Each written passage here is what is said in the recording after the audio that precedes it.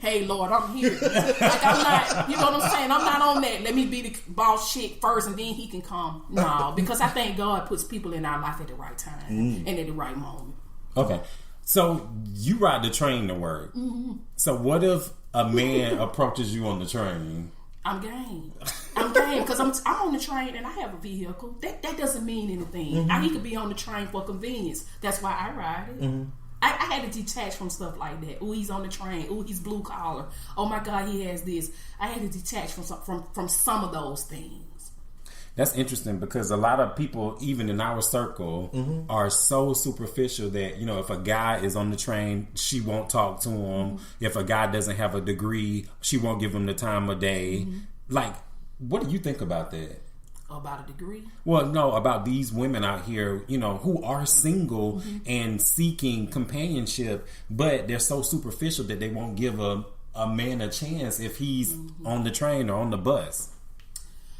I think they may have to take some time to do what I did and let the laundry list go. Now, I'm not saying let go of your values and what's important to you, because some things are foundational and we got to have that. But you said laundry list, and that's completely different. Laundry list is totally different. It's this checkout thing, like, no car, he work here. That's your little checklist.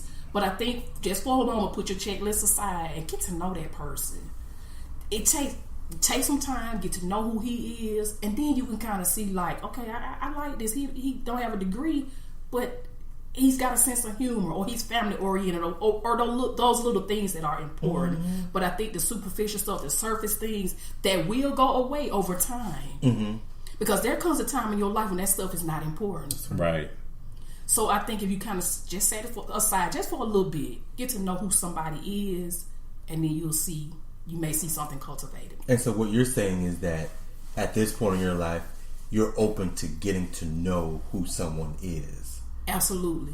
I am open to getting to know who someone is. I had the laundry list, so I ain't knocking the sisters with the laundry list. I had it, but I'm open to get to know who someone is.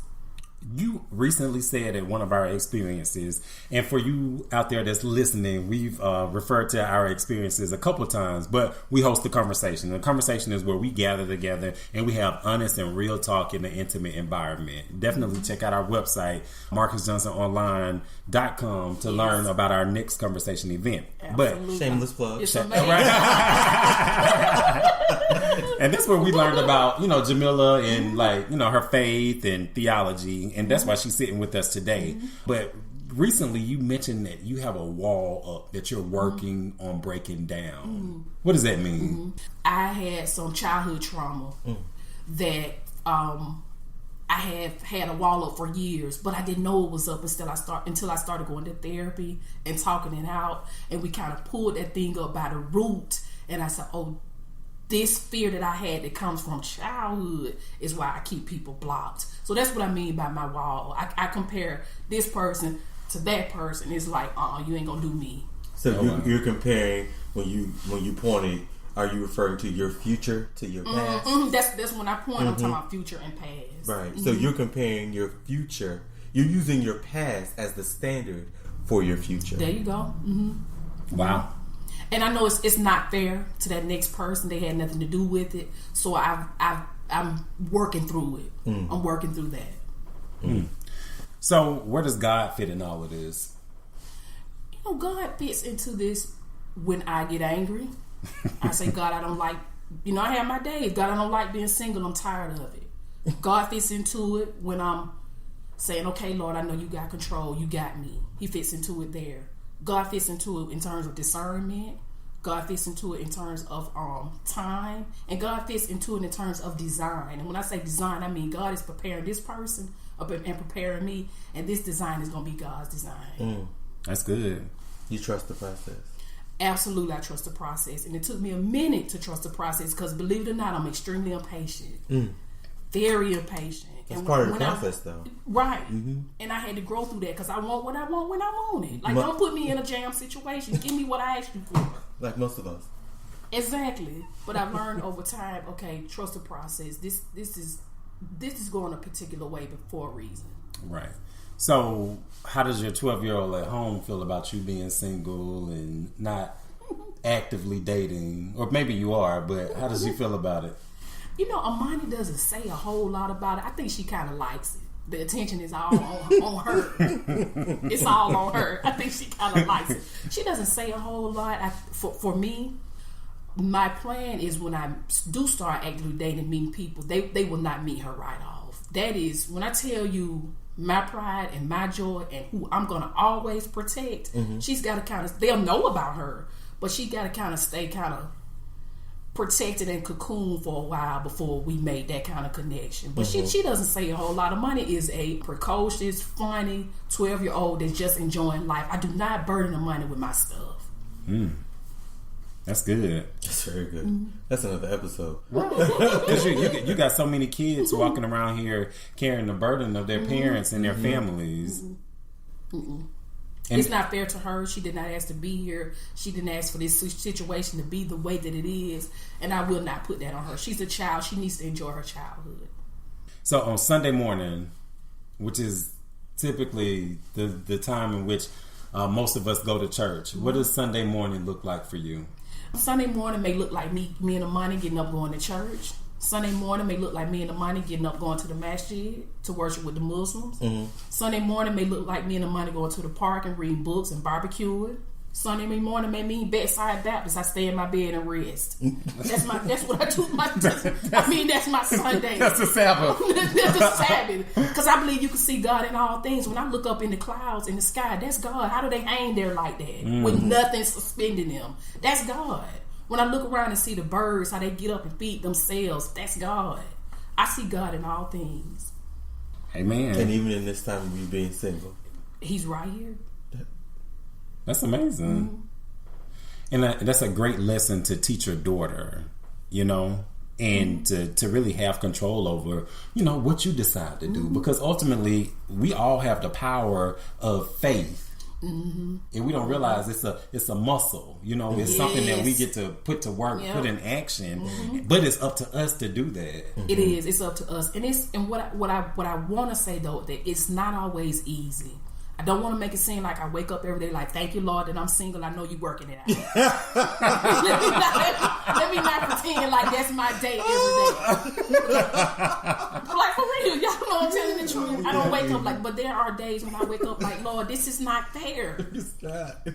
What is going on with this? I'm getting older. Money's getting older. What's happening here? So I do have my why days. Like, Lord, why? What is happening? Then I go back to, Lord, you got this. So I'm not making it seem like it's just a simple lifestyle. I'm a human being. God created a certain desire within me. You created this.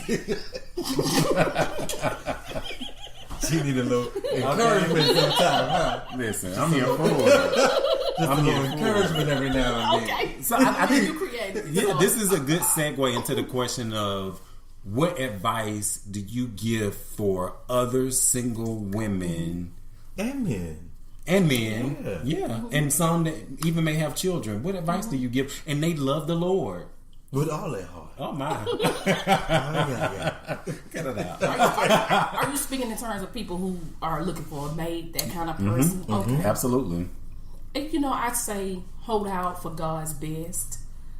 I say surround yourself with people who will support where you're going, because you can't. For a long time, I kind of got by myself about this thing about wanting a husband. I ain't gonna say nothing to nobody. Let me just get one, show up, pop up. Hey y'all, I got a man now. You know what I'm saying? But I had to start being expressive about it. Y'all, I want to be married. This is one of my goals. I'm working on this so I can get that. So be honest about where you are and what you want, and put yourself out there. Continue to keep yourself looking nice, keep yourself happy, be aware of what's going on within you, and just kind of trust the process. Trust this process. Trust that God has heard He has heard your cry, and He has pitied every groan. Oh my! Every groan, and if it is His will, He's put that desire. When people say they desire a mate, I believe that that's something God has put in them, and I think He'll fulfill that in due time. And take your mind off of it. Get with friends, get with family, go swimming, go to the spa, travel, do things to keep yourself occupied. Okay, so you're having a conversation with God right now about a relationship. Tell God and tell our listening audience what you want. If I was talking to God right now, I would say, Lord, You already know that I have the desire for a husband. But Lord, I want someone who, number one, loves you first, because I know he'll know how to love me and Amani if he loves God first. Number two, I want somebody who's responsible, who has a job, who believes that their work is important. I want somebody connected to his family, a sense of humor, somebody with a peace about his life, and somebody who's working towards something and willing to let me into that vision. Because when we get together, I'm going to let you into mine. So somebody who wants to build. The superficial stuff, that'll come. It ain't, You have faith in the process. Mm-hmm. I got faith in the process. Okay. Woo. This was good. This is good. Yeah. I mean, it really makes me think about life in a different way, and faith, and trusting the process. Because, like you said, it's not easy. It's challenging. It's very challenging, and you really have to wake up with a renewed mind every day. Because I wake up sometimes very frustrated with God and with the process, and I'm like, you got to be kidding me. Yeah. Not it's again. Like a joke or a dream or something. Right. Like you waiting on the cameras to come out. Like, Ashton, like have I been pumped? Actually, you got to be around here somewhere. Exactly. So we want to thank you for joining us today. But there is one last question. This is the I Am series. Okay. So finish this sentence for us. I am ... I am successfully single. I am successfully single. I am working on me, and I am getting myself prepared for that person who's for me. I like that. I do too. It's honest and it's transparent. Thank you, Jameelah. You're welcome. This concludes this episode of the I Am series. And once again, we are your soul care companions, Marion and Marcus. Yes, we are. Join us for this and more episodes to come. Have an awesome day. Thank you. Thank you for listening to your Soul Care Companion podcast with your Soul Care Companions, Marcus and Marion. Stay connected with the Soul Care Community at YourSoulCareCommunity on Instagram and Facebook. And be sure to subscribe to this podcast for all new episodes.